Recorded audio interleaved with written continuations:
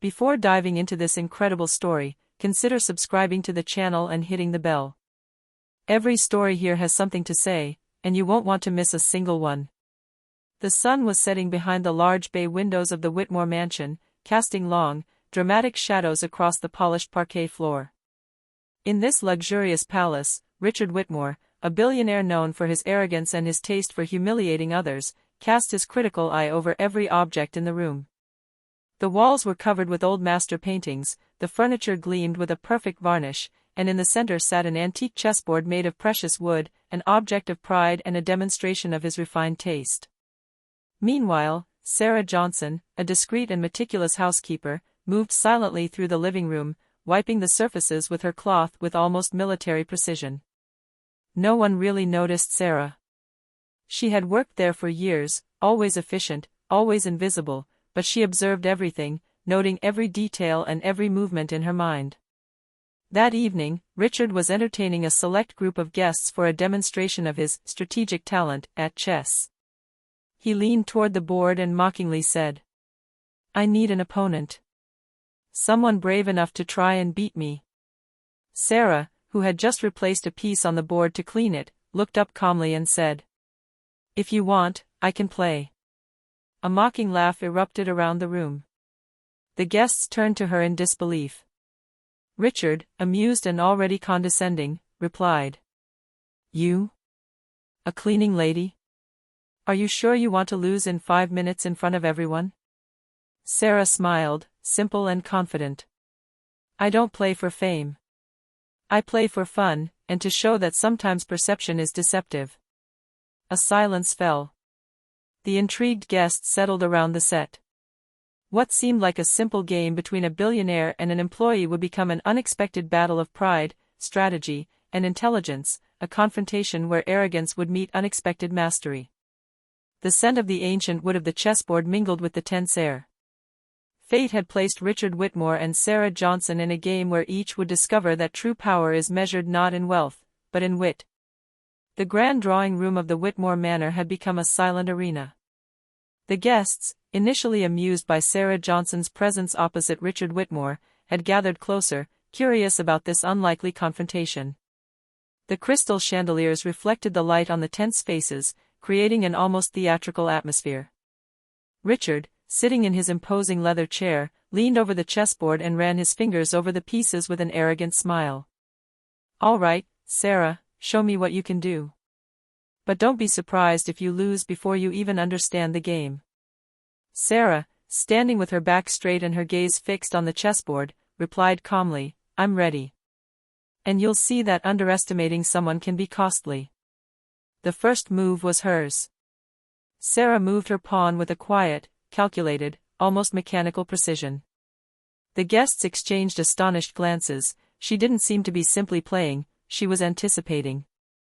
Richard, at first amused, frowned, surprised by this cautious but strategic opening. As the minutes ticked by, every move Sarah made Richard think harder. His arrogance began to falter. Every attack he launched was countered with subtlety, every trap he tried to set backfired. The guests' murmurs became more audible. "She doesn't look like a beginner. Unbelievable, she anticipates every move." Richard, flushed with frustration, stood up and paced around the table, his hands behind his back. His sarcastic tone persisted, but it was tinged with concern. "Perhaps you should stop there, Sarah. I wouldn't want you to feel humiliated." Sarah, without looking up, simply replied, "I play to the end. And sometimes, patience is more formidable than arrogance." The game continued, tense, with every move increasing the pressure. The guests were captivated by this unexpected role reversal. The calm and methodical housekeeper became the center of attention, while the arrogant billionaire discovered the humility that only true intelligence could command. The challenge had barely begun, but a disturbing truth was beginning to dawn on Richard: underestimating Sarah Johnson could be the biggest mistake of his life. The silence in the living room thickened with every move of the pieces on the chessboard.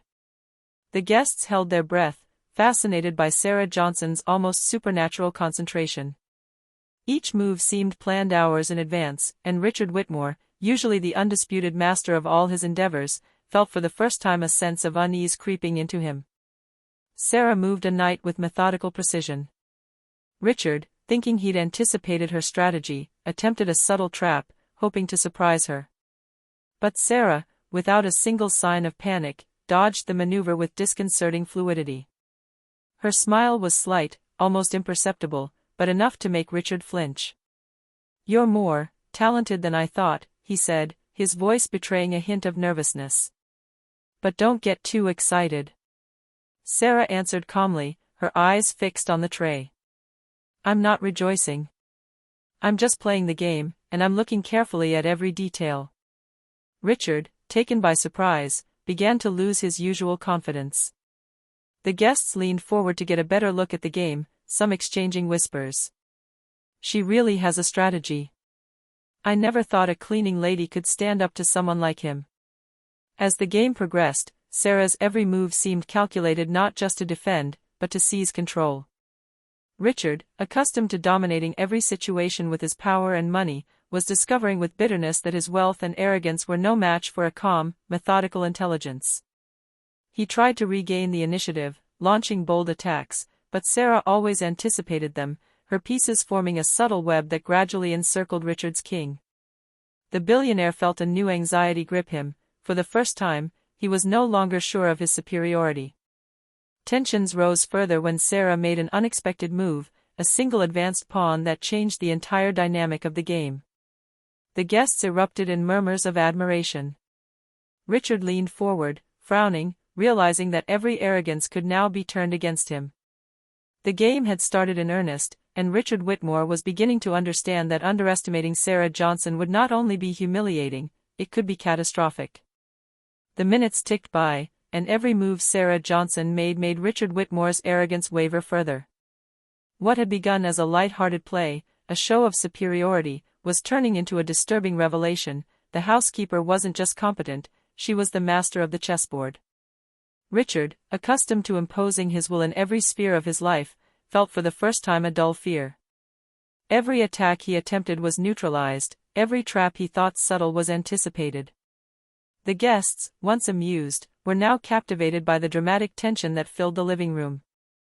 Sarah moved her pieces with mathematical precision. Her eyes, calm but penetrating, seemed to read Richard's thoughts. She didn't say much, but every movement conveyed quiet confidence and complete command of the situation. Richard, on the other hand, began to gesticulate, frown, and mutter swear words under his breath. "How?" he began, unable to finish his sentence. "How can you?" Sarah looked up slightly, a subtle smile on her lips.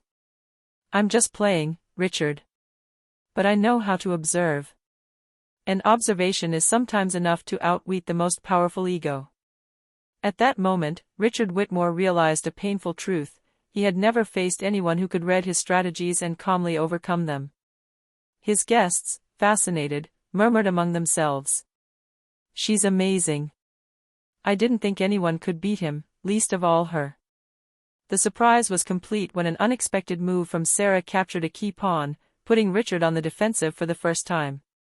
His cheeks flushed, not from anger alone, but from growing humiliation. His confidence, so long unshaken, was eroding with every moment. Sarah silently watched the board like a seasoned strategist. She hadn't just anticipated his moves, she'd turning the tables. The powerful billionaire, who thought he controlled everything, found himself trapped by the spirit of a woman he'd underestimated. Surprise settled like a weight in the living room. Richard Whitmore realized he was no longer the master. And for the first time, he understood that his arrogance came at a price he was beginning to pay with every move Sarah made. Richard Whitmore leaned back in his chair, his face flushed, his breath short. Sarah Johnson's every movement forced him to question his superiority. His arrogance, until then his greatest weapon, seemed to be cracking under the influence of a quiet, methodical intelligence he had never encountered. Sarah, on the other hand, remained calm, almost impassive. Her fingers moved the pieces with measured precision, each gesture calculated to exploit her opponent's slightest weakness. She wasn't trying to humiliate Richard, she was simply playing with skill and patience, letting her skill speak for itself. "You're starting to sweat," Richard," she said softly, almost as a casual remark. "Maybe you're taking this game a little too seriously." Richard clenched his fists. Sarah's sarcasm, both light and precise, was angering him. He wanted to retaliate verbally, but no words came. His usual strategies, based on domination and intimidation, were failing one by one. He then attempted a bold move, hoping to surprise Sarah and regain control. But she anticipated him perfectly. Her king was secure, and her pieces gradually surrounded his. The guests, silent but captivated, began to sense the dramatic turn of the game. Richard muttered to himself, a mixture of frustration and fear. "Impossible, how can a cleaning lady?" Sarah raised a penetrating look. "It's not a question of profession, Richard. It's a question of attention, patience, and strategy. You underestimated these qualities, and that's what's getting you into trouble." At that moment, Richard's pride wavered entirely. He realized he wasn't just losing a game, he was being publicly humiliated, not by a peer of his own rank, but by someone he had always ignored. The pride that defined him was crumbling, replaced by tension and worry. Minutes passed, each movement Sarah made strengthened her position and weakened Richard's. The guests' murmurs turned into silent exclamations of respect. "She's brilliant. He's losing to her." Richard Whitmore finally understood that this wasn't just a game of chess, it was a lesson in humility. And for the first time, he began to feel that his arrogance could lead to total defeat, not only in this game, but in the way he perceived others around him. Richard Whitmore now sat motionless, his hands clenched on the armrests of his chair. Every movement Sarah Johnson made him feel more uncomfortable. His movements, usually confident and quick, were now hesitant, betraying a newfound nervousness. Sarah, on the other hand, remained perfectly calm, her eyes fixed on the chessboard with a quiet intensity. She didn't need to raise her voice or boast about her skills. Her quiet mastery was enough to shake Richard's arrogance. "Richard," she said finally, breaking the heavy silence. "There's something you need to understand. You can have all the money in the world, own houses and businesses, but none of that guarantees control, wisdom, or respect." Richard frowned, frustrated by the blunt remark. "And you think you're going to teach me a lesson in humility through a simple game of chess?" Sarah didn't respond immediately. She made a precise move, capturing a key piece and placing Richard in full defense. "It's not the game that's important, Richard, it's what you do with your arrogance. Patience, observation, strategy, these are qualities many underestimate. You've neglected them, and that's why you're in trouble." A heavy silence fell. Richard felt the weight of truth in her words. For the first time, he understood that his power was not enough to command respect. Every gesture Sarah made was a demonstration of patience and skill, and every movement of his imperiled king reinforced the obvious: he had been overwhelmed. The guests watched in silence, awed. The maid, once invisible and ignored, now dominated the scene. Richard, humiliated but attentive, began to listen, to understand that this game was not just a confrontation of pieces on a chessboard, but a true lesson about life and humility. Sarah made one last movement before looking up at him. "Money, wealth, power, all of it may open doors for you, but it doesn't make you smart, strategic, or respected. Remember that, Richard." The billionaire felt a mixture of shame and lucidity settle over him. The lesson was clear, and painful. Sarah Johnson, a simple cleaning lady with skilled hands and a quick mind, had just transformed this game into an unforgettable moment of humility and truth. The living room was plunged into an almost religious silence. The guests, who had initially approached out of curiosity or amusement, were now frozen, captivated by the scene before them. Everyone followed Sarah Johnson's precise movements, noting the intelligence and mastery with which she controlled the game. Richard Whitmore sat in his chair, his face drawn and his hands clenched. His usual arrogance had crumbled under the weight of the truth: he was no longer the master here. Every attempt to regain the initiative ended in failure, and every countermove from Sarah reminded him that he had underestimated his opponent. A whisper ran through the room. "Unbelievable, she anticipates everything. She's really brilliant." Richard's colleagues, who had until then been laughing at the absurdity of the situation, exchanged worried glances. Some finally understood that the billionaire, accustomed to dominating his businesses and his life, found himself disarmed by a silent and discreet intelligence. Sarah, meanwhile, remained impassive, focused on the chessboard. Her movements were precise, methodical, each gesture strengthening her position and weakening Richard's. She wasn't trying to openly humiliate the billionaire, she was simply letting her talent speak for itself. Richard tried a forced smile, but he felt humiliation rising. The guests leaned in fascinated, watching every move of the pieces as if they were watching a strategic duel. For the first time, Richard understood that respect was not earned through wealth or power, but through skill and intelligence.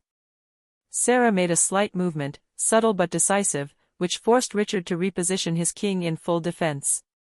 He felt his ego waver even more, as the guests' admiring murmurs rose. Even a genius like him can be beaten. Who would have thought it would be her? At that moment, there was no longer any doubt, Sarah Johnson was in control. The guests had become aware of the power of her mind, and Richard was beginning to realize that his imminent defeat was not just a possibility, but an inevitable reality. Sarah's gaze, calm and penetrating, met Richard's. Only one sentence seemed to be read in her eyes. Arrogance is never enough to overcome mastery and intelligence. Richard Whitmore felt panic rising within him. His hands trembled slightly as he moved his pieces, desperately searching for an escape route. But every move he attempted seemed to be anticipated, countered, and turned into an advantage for Sarah Johnson. It was clear, he was on the brink of total defeat. Sarah, calm and focused, moved her bishop with surgical precision. Richard's king was now almost completely surrounded. The silence in the room was oppressive, punctuated only by the muffled clatter of pieces on the board. The guests stood motionless, holding their breath, aware that they were witnessing a historic moment, the fall of arrogance in the face of intelligence and patience. "It's impossible," Richard muttered, his face screwed up in disbelief. "How?" Sarah looked up, a slight smile on her lips, but still that impressive calm that unsettled the billionaire. "It's not impossible. You've simply forgotten one essential rule, Richard. To underestimate someone is to invite failure." Sarah's every move brought her king closer to the checkmate throne.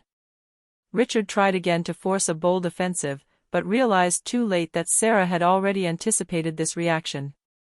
There was only one possible outcome, except that his defeat was inevitable. The guests' murmurs became admiring whispers. "She's going to beat him. I never thought a cleaning lady could stand up to a man like him." Richard felt ashamed. His arrogance, which had allowed him to conquer companies and dominate his peers, was now completely powerless in the face of a silent but formidable competence. Sarah looked at the board calmly. She didn't need words to assert her mastery. Her gaze, calm and penetrating, said it all. The game was almost over, and Richard had no more defense. Billionaire Whitmore finally learned his lesson: wealth and power are never enough where intelligence, strategy, and patience reign. The impending failure was not just that of a chess game, but of his ego and arrogance in the face of a quiet force he had ignored for too long. One final move, simple but decisive, and Richard Whitmore's king was in checkmate. The silence in the drawing room became almost palpable. The guests, frozen, exchanged stunned glances. Even those who knew Richard's reputation for arrogance couldn't believe what they had just seen. A housekeeper had just beaten a billionaire in his own mansion. Richard stood there, his eyes wide, unable to react. His mouth opened to speak, but no words came out. He felt shame wash over him, heavy and burning. Everything he had built, everything he believed he stood for, seemed to crumble in an instant before Sarah Johnson's calm, methodical intelligence. Sarah stood up slowly, carefully placed the pieces back on the chessboard, and looked at Richard with a small smile. "Richard," she said softly, "you have a lot to learn. Arrogance has never been an asset in a true battle of wits." The guests finally burst into applause, impressed by Sarah's mastery and patience. Everyone realized that this victory was not just about the chessboard, but about the power of ego and arrogance. Richard, still frozen, looked down at the tray, sensing for the first time the true meaning of humility.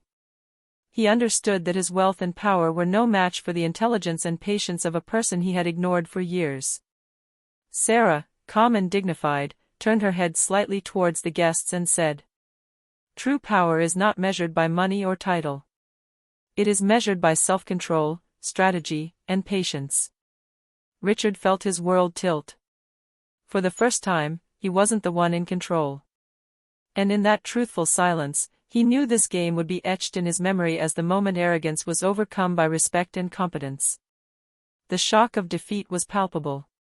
Richard Whitmore sat there, his hands clenched, unable to take his eyes off Sarah Johnson.